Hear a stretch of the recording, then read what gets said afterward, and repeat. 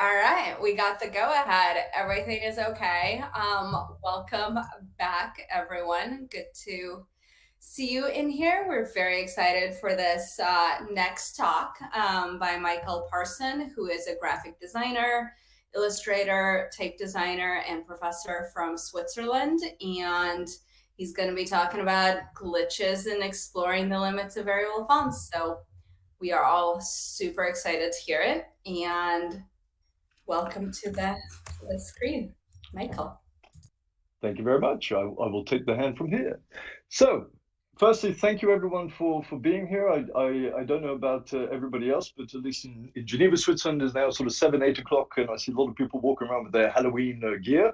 So, thank you for taking the time to be with me on your Saturday night, and I will hopefully make it a bit entertaining for the rest of the evening. The other thing is I'm super excited to be giving a presentation at ATypI. I've been listening to some of the other talks. I had to kind of switch off as I was explaining because I got overloaded by the quality of all the different fantastic things that people are doing. And as you can see, I've actually allowed myself to slightly adjust my presentation because I thought to myself when I was listening to what other people were saying, there are some fantastic, amazing people doing some incredible things with variable fonts. So actually, they're exploring the limits. I'm kind of playing with my own limits. So that's why I've just adapted the title to say it's my limits with variable fonts. So taken on that stage. So there we go. So what I'm here to talk about, whoops, sorry, just go to the next page. Oh, yeah. Okay, so my name is therefore Michael Parson, Michael Callum Parson. That's my sort of Scottish roots on the other side that I'm always proud to represent. Most of my time, I'm actually a graphic designer based here in Geneva. In September, I actually celebrated my 20th anniversary. So on the one hand, I feel quite young, but time is telling me that the age has come across.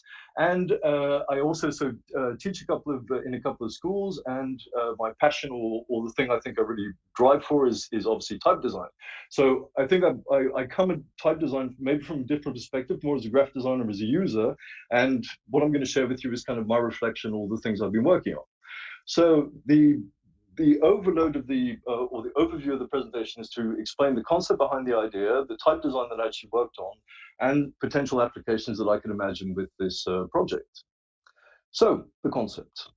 And I was exchanging a bit before why coming to ATypI is absolutely fantastic for me. Is that in 2016 for me was the first time that I went to the ATypI conference, and at that time it was happening in Warsaw. So it was an occasion to discover Poland. It was an occasion to discover this fantastic sort of typographic community with all these heroes and legends that I read articles about, and I sort of see different things that they do, and finally I could meet them in the halls and listen to what they have to say. But obviously, for most people, ATypI 2016 is remembered because that was the introduction of variable fonts with the 1.8 specification. And I remember sitting in the room when it was being announced, and the whole crowd around me erupted in applause, and everybody, wow, this is fantastic. And in all honesty, I was kind of thinking to myself, I don't really know what everybody's so excited about. And I sort of heard about multiple masters and various things, but in all fairness, I didn't really get what the big excitement was about. So excuse my ignorance on that side. And I think maybe one of my not issues, but sort of questions is, as a graphic designer, as a type designer, I find myself still explaining the simple open type features that were introduced in 1996. So things like ligatures, alternate letters, various number forms that we could do. And to think 20 years later, most people still don't really actually understand what you can do with typography. We're adding another level, which on the one hand is fantastic. I think, I'm all for innovation, but you've got to make sure that the people that are actually using your fonts also understand the different directions that we're going in. So I think my initial reaction was, this sounds exciting, but I don't really know where we're going with it. And in all fairness, even now, when I talk to people, most other designers don't seem to know what variable fonts about. I will admit, yes, most developers, if sort of use a broad word to talk about people who work in the web, yes, they know what variable fonts about, and they seem to love them. They seem to be convinced of the benefits. And I'm sometimes a bit slow on adoption of technology. I'm maybe not the most up-to-date person.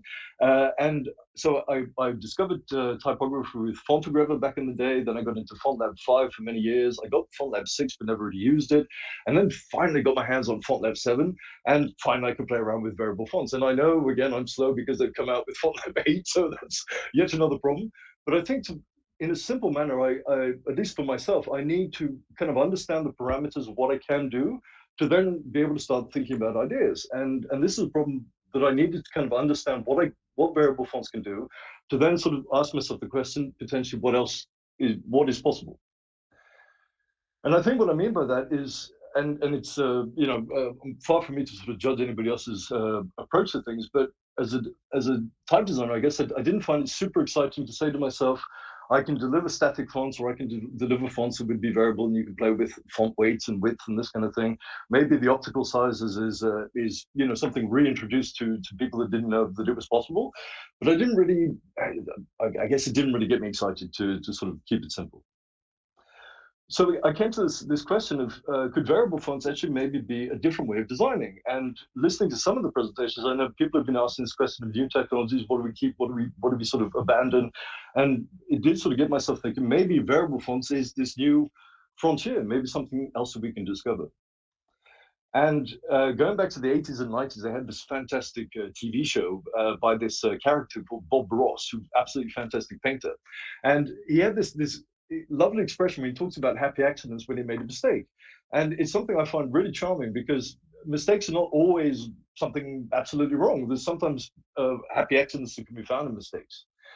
And being in Geneva, Switzerland, obviously, this is the temple of Swiss design, and I'm not in Basel or in Zurich, but it is, you still feel that impression of Swiss style that is present within the streets of Geneva. And one of the things I love is going around and taking pictures of these kind of things. So these are posters saying, or stickers put up on the wall saying, don't post any stickers, don't put anything on the wall.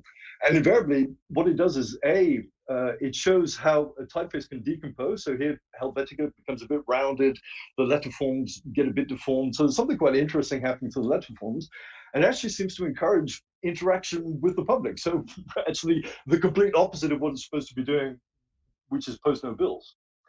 And sometimes you get these happy accidents with, for example, the Philips logo that just becomes lips, which maybe would be an interesting brand. This idea of transformation is something I've been thinking about for quite a few years. And this was a typeface big boy designed in 2011, where obviously variable fonts didn't exist in those days, but it was celebrating the first American railway. And I just imagine, you've got the sign in the dusty railway in America, and over the years the sign would get weathered by rain and various distortions. So instead of playing with weights, you could have the 1940s was a simple one, and if you went to the 1980s, it was completely eroded. So this idea of transformation is something I found quite interesting. And as I was saying before, is trying to understand the technology to see what else I can do with it. This is an experiment I did with a dingbat typeface, which again, I think most graphic designers don't like, but there's something I find quite funny about dingbats.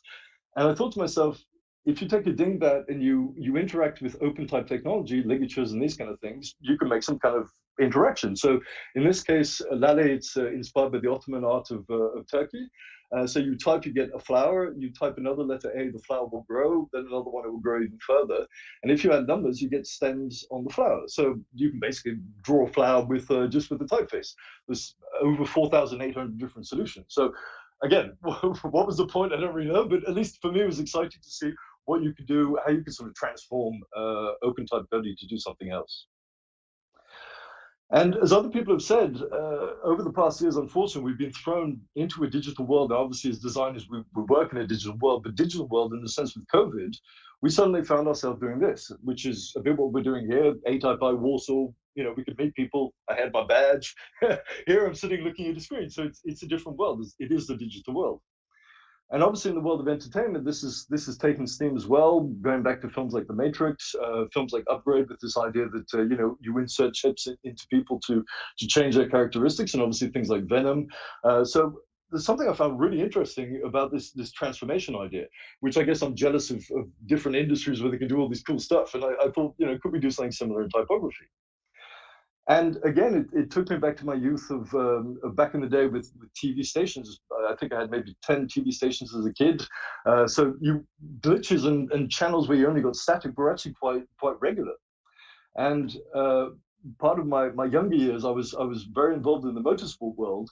And for example, if you look at Formula One today, they have HD cameras, they have stabilizers. So you get these absolutely fantastic pictures of what's going on with racing.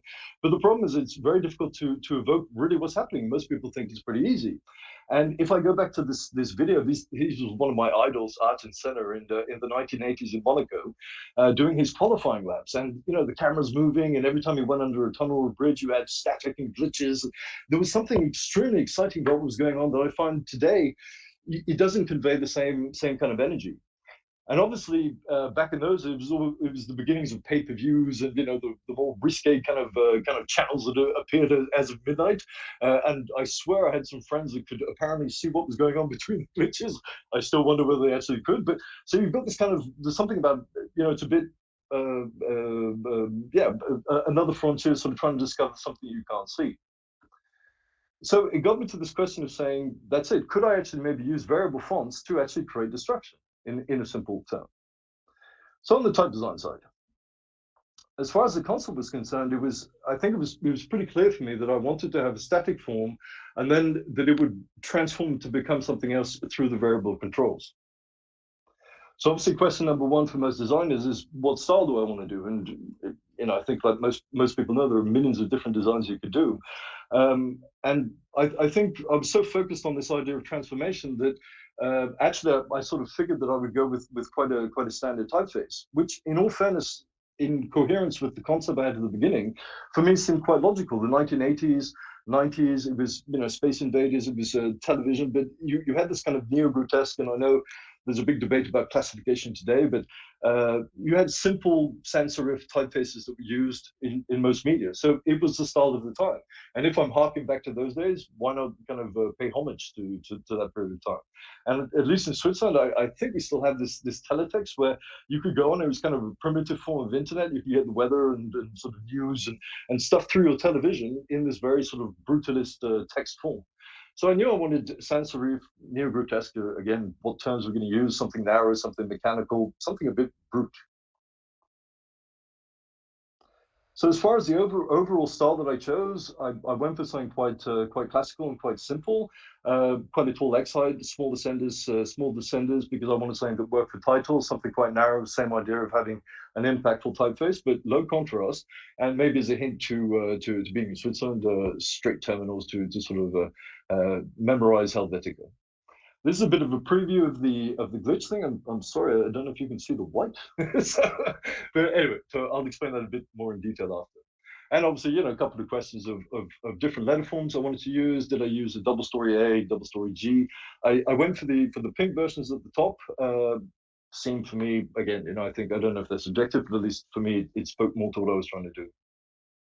So as an overview of the general main characters, here's lowercase, uppercase letters, the numbers, and obviously a couple of sort of punctuation signs. And being type designed, you've got to have your specimen with different sizes to show how it works. Obviously, it's a display font. So the glitch. This is where the sort of question came in. I'll just, if I can, take a drink. So obviously, as a designer, I know that we can put effects on letters. Decompose things. You could add things. You can double up the letter forms, distort them. These kind of ideas. But I was by then aware of the problem in variable fonts is you need matching masters, and these kind of things don't work because you're adding things afterwards, so they won't be compatible with the first form. I was really racking my brain on this idea of how I can do this, and I came to this kind of simplistic solution of saying, okay, I've got the letter forms, I hide the shapes inside the letter form, and when you play with the variables, suddenly they appear. But in all fairness, it looks a bit cheap. You still see the basic letter form. There's no erosion in the letters. There was something, I don't know, it just seemed a bit primitive. Didn't really light my fire, if you can say it that way. So it actually, I had this idea of working backwards, which is something I've done sometimes in animation, where, if I'm trying to make something explode, I'll have all the elements together and then create the interaction afterwards. So I thought, maybe I can do the same thing with typography. So have my simple master and then the extrapolated or the glitch version that becomes a version of the original version I had in the beginning. So indeed working backwards. So if I show you a bit of a preview, this is the idea: is I drew the simple letter forms, and then I had this grid that I could move around. And again, I didn't want regularity, so I wanted to move it every time so it was slightly different. And if you think about it, well, at least for me, intellectually, what I thought was quite strange is, on the one hand, I'm trying to suggest the glitch, which is unpredictability, but here I am creating glitches, which it's a bit like saying create a mess in your room, which seems a bit strange, but it at least worked for me for what I was trying to do. And so I have the basic form, and as you can see, when everything's filled in, it looks like a regular letter form, but there are actually individual components within that letter form that then I can move to be able to create, as you see here, various variations of the same glyph, depending on how I decided to create the distortion.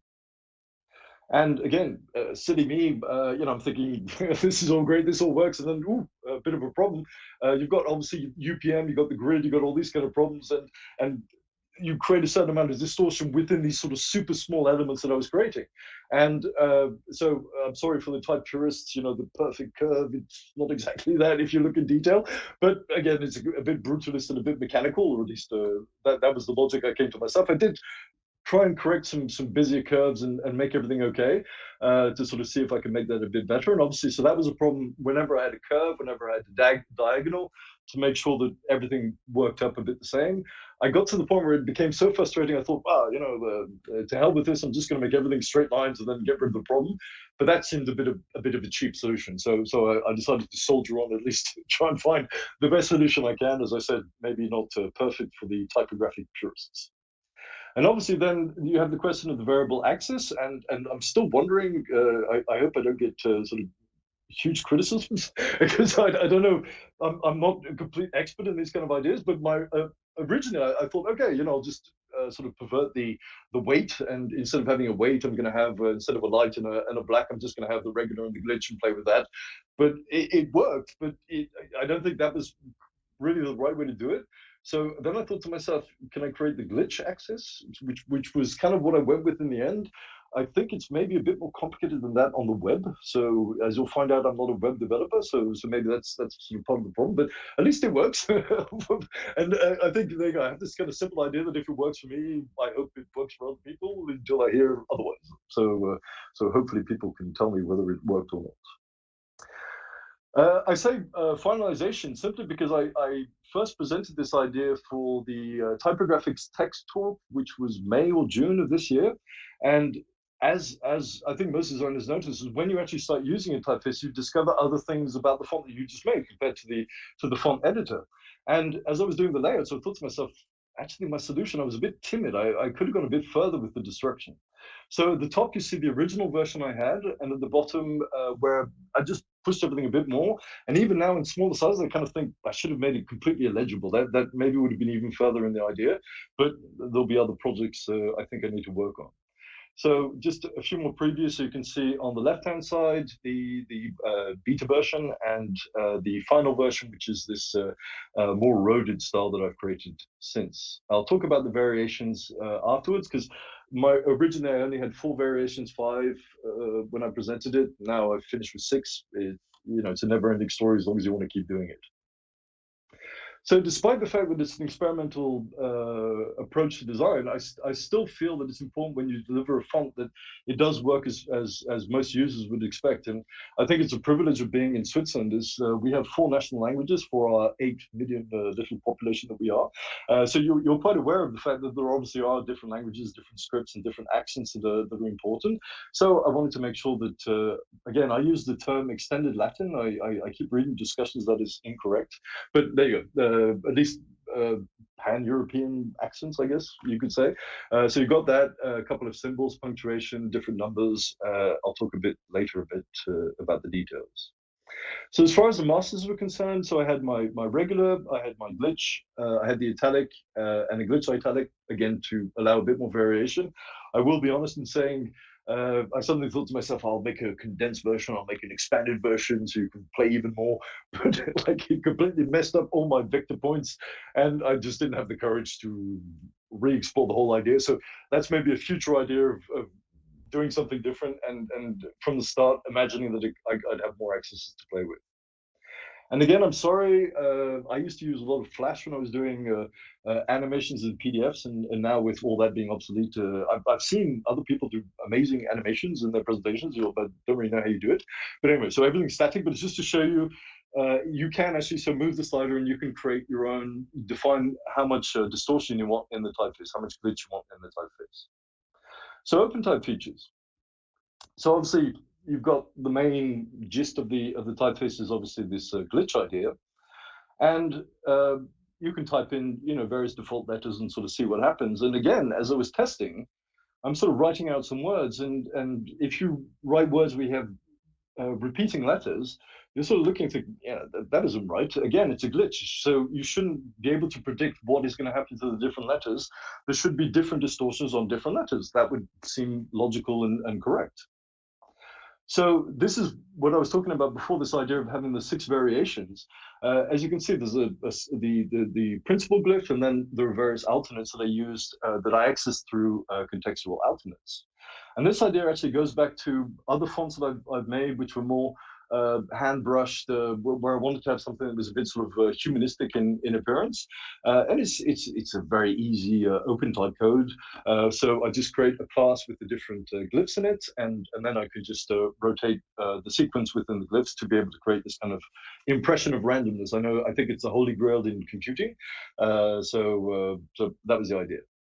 And for me, I think the hidden secret is being able to put the space bar in the glyph class, because by doing that, it doesn't break the sequence every time you end a word. It can continue. So this creates, again, this more mimicked idea of randomness, even though, yeah, there's a certain predictability to it, but yeah, it did the effect for me. And as a bit, I had the same thought when I was making the dingbat typeface. Is when you sit there and you start to think of how many different glyphs you have to make, you suddenly have this kind of panic mode of thinking, ooh, well, that's quite a lot of different variations to make. So it was 1,250 additional glyphs. I only focused on one numeral form. Again, maybe I cheated a bit. I did include the accents, but there you go. So I kind of cut some corners to make it a bit quicker in the process. So here you've got the different letters with every time the different sequences they can appear, and a bit more of a preview. So you can see there's a certain amount of variation between each letter form, which the idea is indeed to create this kind of idea that you don't exactly know what you're going to get every time you type. I still think Beowulf, if that's the correct pronunciation, back in the day was absolutely amazing. I still don't understand how they really did it with PostScript languages. Again, maybe one day I'll learn more about that.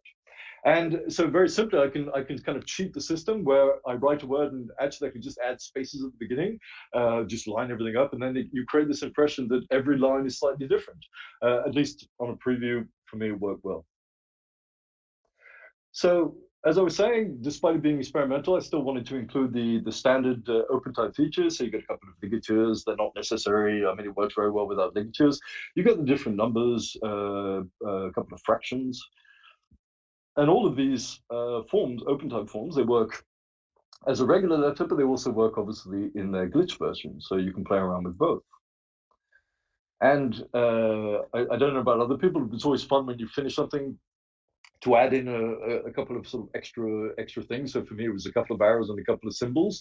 For some reason, I found a link between glitching and poker and the unpredictability of casinos. So that's why I had a couple of casino kind of symbols.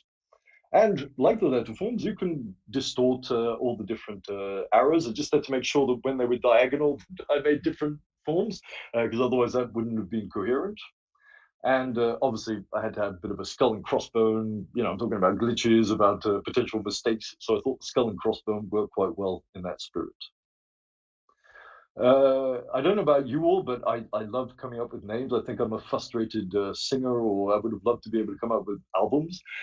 So very simply, initially I had the idea of glitch. Obviously, that's thousands of people have made fonts called glitch. Then I thought to myself I could find a virus or a hacker. But then I thought if I call my font the name of a virus, no one's going to download it because they're going to think they're downloading a virus. So I thought that was a bit dodgy. I like the idea of Koruption. Again, I live in Geneva, which is not always considered the cleanest place as far as the finance world is considered. So there's something that worked quite well with Koruption, and there was a rapper in the 1980s called Corrupt, spelt it with a K. There's something I found cool about writing with a K as opposed to a C, and it made it more unique. So what can I do with all this? That's honestly the main question. I'm sorry, for the type experts. You obviously know all these things, but for me, it was the opportunity to kind of discover different opportunities, a bit of a sort of overall layout of what is and what isn't possible. I think other conferences and speakers have spoken about potential frustrations you can have. I was actually surprised to find that they could work in the Office suite, at least in Word. I didn't get the variables. That is a real problem. And when I've used the glitch, that's created other problems as well. But the thing that amazed me is I didn't know that you could have contextual alternates that they work in Word. So I've got this funky font that works in Word.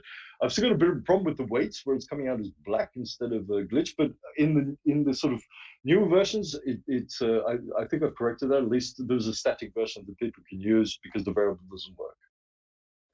And so obviously, it could be a standard typeface if wanted. So you could do your traditional layouts with it. As I said, I'm in the land of finance, so why not have your stock market figures?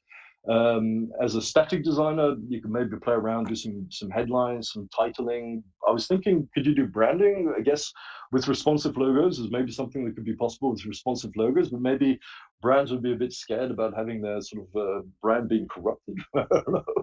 So here you go. You've got the regular typeface, and it shows you what it kind of looks like when it's corrupted. I also thought to myself, we have bold weights, we have things like that to give to accentuate a certain amount of text. We have italics that can give another vocabulary. Maybe the glitch is another way to give a different level to typographic messages. In this case, hiding the content a bit. And also, what was interesting for me is if it's blown up to a certain size, the glitch can actually just become a sort of background decoration. Again, I'm a designer, so I have to make a mock-up of my crunch digested biscuits or cookies. So there you go. It can maybe just be some kind of background. And when I was doing this, I got really sort of back into the 1980 spirit with the with the money for nothing kind of thing. And I had this idea of I want my typography, get your money for nothing, get your fonts for free. There you go. So it was just a more of a personal joke for myself, but it kept me going when I was trying to design all these different letter forms. And it's the first time in the various fonts that I've made. Most of the time, when I'm working on the promo, I do think if I'm going to print a brochure, if I'm going to print different things. This time I thought, no, it's a variable font. Let's make everything about a digital. So celebration of RGB. That's why everything's pink. I've even brought my pink polo. I've got my green background. So it's really, welcome to the world of RGB. And obviously with that, you've got transfer modes. And, you can play around with and for me, that added an extra level. And when I was talking at the typographics conference, someone said, "Why not make a color font?" Which again could be a different idea to do with it. So maybe that's something. So for the web, I have this frustration. I'm not really involved in web and code, but there was this fantastic and I think he's the team is somehow connected, but Access Praxis, absolutely amazing. Just throw my font there and see if it works, and it's amazing. I've got my contextual alternates that are working. I can throw in my skull and crossbones, so that was fantastic. Thank you to the team. At least for people like me, that is just an incredible tool. And speaking with developers, what they were saying to me, yeah, it's pretty simple. They can throw it in the code and then you can play around with the variations. I need to explore more, but I need to stop working with clients and all that to spend time to learn a bit more code. I'm a bit concerned about the font weight, 1.6 MO. I think that's a bit heavy for a display font, but there you go. Maybe there are different ways to optimize. So again, what could you use on the web? It could be some kind of a rollover system. So you've got this kind of, simple website, you roll over and then you get the glitch effect. Maybe that could be one idea of what you could do with it. And then I suddenly had this idea, but this is, again, sorry, this is typically a graphic designer. I know nothing about the world, but I just thought to myself on a Saturday night, why not? I suddenly thought with all these discussions about fake news and about disinformation, I thought maybe corruption is the solution. So I thought rather than banning, and again, I know it's in the news with what happened yesterday, but maybe there could be some kind of scale with the coherence of the message. So if the information is reliable, you get the proper font, and if it's unreliable, then you get the kind of glitch version. So I kind of had this idea of thinking, there you go. If you wanted to say that the world was flat, but actually that was a false information, so that would be corrupted. And I was talking to some students and I showed them this and they said, but are you certified on Twitter? I'm not even on Twitter. So it's again, just a mock-up to show an idea. And it's a silly idea because I know it's much, much more complicated, and moderation, I think, is one of the hardest things in the world. But there you go. It was just a funny idea potentially of what could happen. So I see time. I am getting to the end, don't worry. So motion. This is obviously the part where I thought, wow, this is where the font can really come alive, After Effects. And I think, as you all know, After Effects is a bit of a nightmare for variable fonts and for open type features, which is really frustrating because it's a fantastic piece of software, but for some reason it doesn't work. And I actually have a colleague who was in a conference in New York, and apparently Adobe were talking about this in saying the problem is for 4K, 8K rendering. Apparently variable fonts is quite complicated. Again, different level of the kind of understanding I have. But yeah, I'm sure it's much more complicated than just graphic designer wants to play around with this variable font. But I found a solution. Well, thankfully through forums, I found this incredible plugin, Verifont. Obviously, you have to buy, but it allows you to play with variable fonts in After Effects. So absolutely amazing. Unfortunately, it still doesn't work for my contextual alternates. That side doesn't work. But at least it allowed me to have a bit of a game. So if I can ask the moderator team, there's just a quick little 1 minute video just to show you kind of what the idea would be. I don't know if I click or if you can click, just to show.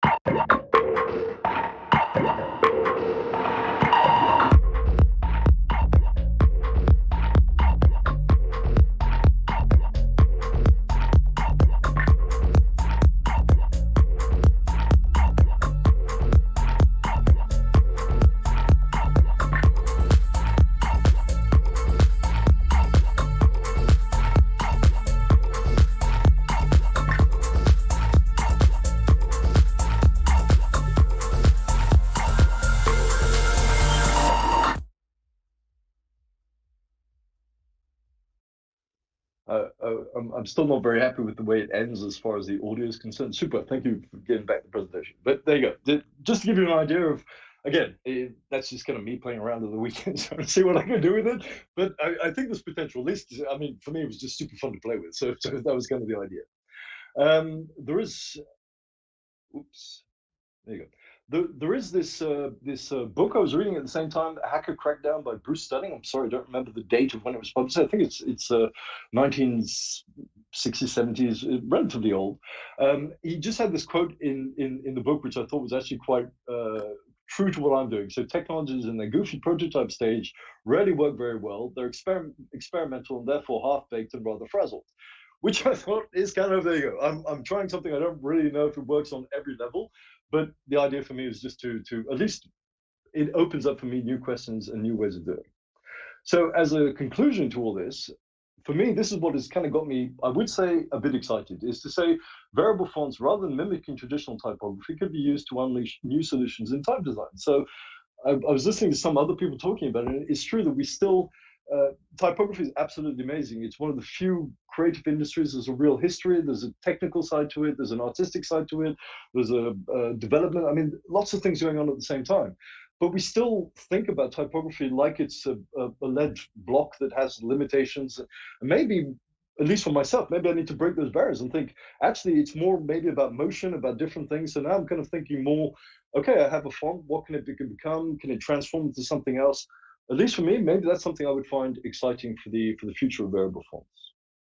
So on that note, thank you very much all for your attention. I hope at least that was slightly entertaining.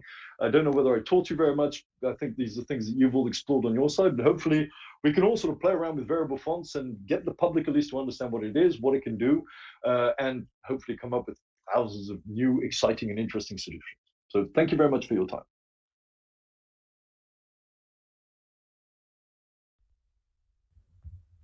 Wow, that was fascinating. Thank you. It's a crazy amount of work, by the way. I guess I could start with the first question. How did you move all these bits? Did you do them by hand? And again, maybe because sometimes when I do these kind of things, people say, "But oh, you could use a code." I just move them. So that was my solution. Oh, so that's entirely manual, if I'm not mistaken. Exactly. Oh. So then I can select the different elements. Sometimes I made them shorter. I could move them out of space. So that's where the time went, was doing all those different variations. So artisanal, handcrafted with love. How long did it take you for this project? I know I started last summer, and I'm a bit like, when I get into something, I can like literally do it all the time. Obviously, I have to work I with can clients sense in your school. energy. Yeah, so it was kind of, whenever I had time, I sort of did another letter, and it's a bit as I was saying before. Somehow, once I understand what to do, there's something very comfortable about it. I just sit there, and it's kind of a meditative process. I just move these things. So maybe there's a clever, quicker solution, but for me at least, that's how I did it. So. It's great. I love how you thought through like just the full process from the very beginning to end and all the executions and applications. Like each one really layered on top of it and made it come to life. That was great. Thank you. I think where, as I said myself, the more I notice and talk about it, is I think the future is obviously with code and CSS and the different things, and that's where I think for myself I could suddenly maybe open up different frontiers of what is possible. So absolutely. I also like the chromatic aberrations, the other color channels kind of smearing out. I love the effect. So I wanted to see it, and I was quite happy to see at the end of the presentation. Also, the animation of, glitching, like if you're having like a regular variable font, you want to move the sliders slowly, but this one, actually, you want to move the sliders in a very frantic manner. That's where you get the most out of this font, in my opinion. and I'm sorry for the high octane video, because whenever I show it to people, like, whoa, we slow down, you drink too much coffee. But that was the whole point, is it was supposed to be like, there you go, just completely random and very fast. So yeah. No, it's amazing, and it's nice seeing, the integration of the different technologies in terms of like a lot of the examples are like, here's variable font, and it's just along that, but you're really mixing all of it in, and we definitely need the color font version. Right? Yeah. But and at least I think for myself, as I said, I'm slow adopting technology, but I'm gradually getting over the fact that variable fonts is here to stay. It's a very interesting solution, and that's it. I think, at least for me, there will obviously, and web designers love being able to play with the variations of weights and this kind of thing. I can understand the optimization argument, but I think as a static designer, again, what is the future of print? What is the future of static designers? But there is maybe something really exciting that we can discover and open up this new frontier of different things. So at least that's what I'm thinking for myself. Hopefully other people, I've seen different people exploring with things, so we'll see in a few years. So absolutely. Anyone in the room have any questions that you would like us to read out loud? Thank you for the various comments. Yeah, there's more a comment than a question in the Q&A box. Well, I think there you go. I've thrown the question out there. Now everybody needs to think about it on their side. So here we go. Beowulf.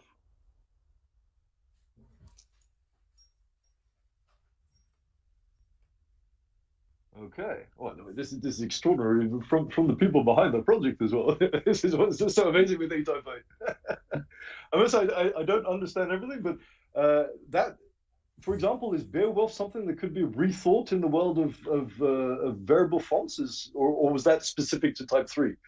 That I don't know. So yeah, there's no element of randomness in variable fonts, so you can make something similar, but you can't replicate randomness.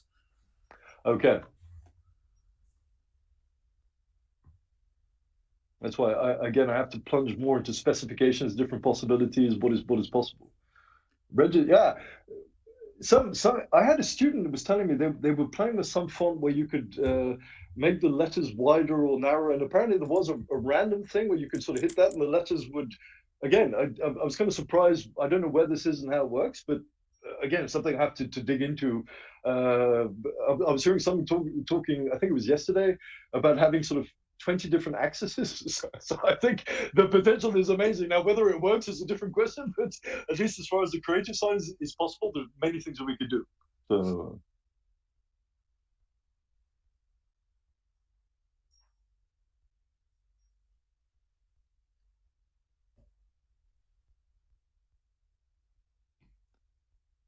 Photoshop supports it.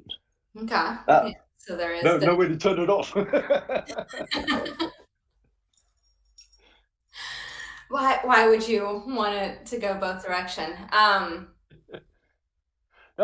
think just one thing, and it's do a lot of like, because you did the great video and it seems like it really comes alive in the video work. Is that a big part of your practice, and what's the support like in those? Like, how are you noticing a lot of the advanced typography being used in motion or video work? What's the bridge? I wouldn't say it's a big part of what I do. It's something I enjoy doing. I've done a couple of animations recently, but it's more infographics, and most clients, they want their more sort of simple, present the product and present the thing. So less things where I can kind of experiment and play with things. I think I had a student, I showed them the video probably about a month ago, and the student said to me, "Oh, but there's a filter in After Effects to do that," which I thought was a bit demoralizing. But yeah, I mean, I think the problem is in the world of animation, they think we have an element and then we apply the effect on top of it. Whereas I'm thinking the other way around, of like the element itself is the animation. And this is where I think maybe CSS and internet, the whole code world, is maybe where there's more potential, because I think the way I understand, I mean, the fact that you don't have variable support currently with After Effects, I think Premiere is the same problem with Adobe. There are obviously technical reasons why it is complicated, especially for 8K and 4K videos. So again, this is the cinema world. It's a completely different industry. You've got TV, cinema, all the different things. I don't know. I think that's the question I'm sort of raising myself is, we need now, or the type world has come up with the idea. Now you need the various softwares and solutions to be able to support these ideas, because otherwise it's a flash in the pan and it will disappear, which would be a pity. So.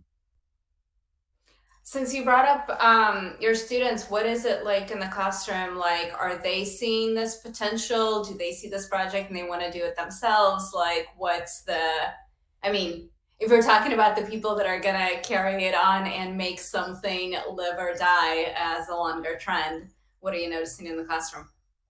I'd say most of the students I'm dealing with are probably more, a lot of them are involved in the digital world. So I think it's one of the questions in the world of education today is how do you train designers? Are they specialists? Are they kind of a jack of all trades? At least in Switzerland, I find there's a bit of a pressure that they become, art directors when they're 20 years old, which I always think is a bit of a complicated position to take, because I think they need the experience they need to discover. I think one thing I found interesting is that because obviously I've been a couple of introductions beginning of the year with new students, so I've been showing them some of the stuff I've been doing in typography. I wouldn't say most of them are interested in getting into type design, so I think they view it more as a tool. But what I've noticed is that the students that actually are really bored about typography, when I showed them this, they were like, wow, cool. So it suddenly opened up a new frontier of the traditional good student who loves typography, there's no question to ask. They were kind of like, yeah, okay. But suddenly this other crowd who I don't think are very interested in typography as a tool, they were like, wow, this is cool. So again, maybe this is a new crowd that we can bring into the world of typography, or maybe they see it as a game. So I love that.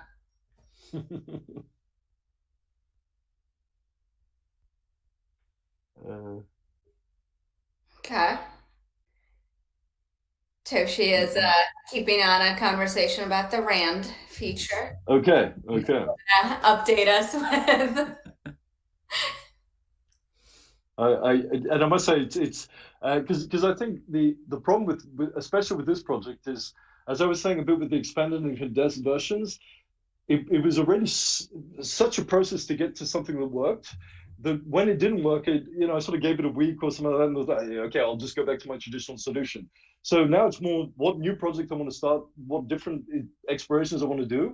And this is it, is maybe looking at the different possibilities, the rand, as I was saying, maybe having more accesses to make it even more random.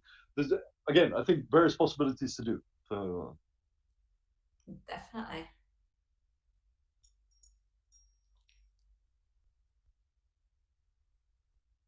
Does the room have any other questions?